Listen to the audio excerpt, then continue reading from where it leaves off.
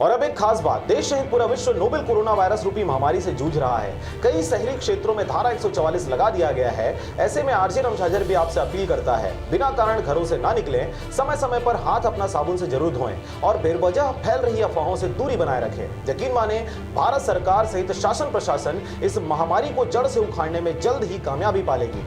धन्यवाद।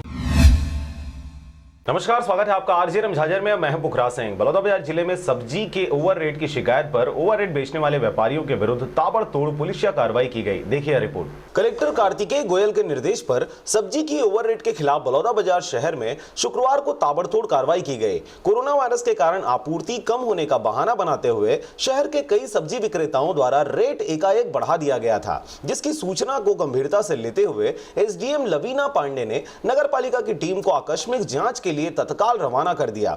टीम ने छापामार शैली में शहर के बालक शाला के सामने, खगेश सब्जी दुकान, प्रेस क्लब के सामने, मानिक सब्जी दुकान और राजेश फल और सब्जी दुकान का आकस्मिक निरीक्षण किया। निरीक्षण में सामान्य कीमतों से लगभग 20 से 30 रुपए अधिक कीमत पर सब्जी बेचने की शिकायत की पुष्टि हुई। उनके द्वारा आलू प्याज 50 रुपए, भिंडी 55 रुपए, टमाटर 50 रुपए में बेचे जा रहे थे, जबकि वास्तविक कीमत इससे काफी कम है। इन दुकानदारों से 300 रुपए से 500 रुपए जुर्माना वसूल लिया गया और आने वाले समय के लिए कड़ी हिदायत दी गई। इसके साथ ही इन सभी दुकानों को विक्रय स्थल से हटा दिया गया है। कार्रवाई में नगर पालिका के सब इंजीनियर नेमीचंद वर्मा, राजस्व निरीक्षक एस.के. सिन्हा सहित कर्मचारी कृष्णकांत कुर्रे एवं अमित वर्मा शामिल थे। एसडीएम ने कहा कि मुनाफाखोरी के खिलाफ अभियान निरंतर जारी रहेगा। बलौदाबाजार से मनहर बंजारे की रिपोर्ट, आरजे रमझाझर।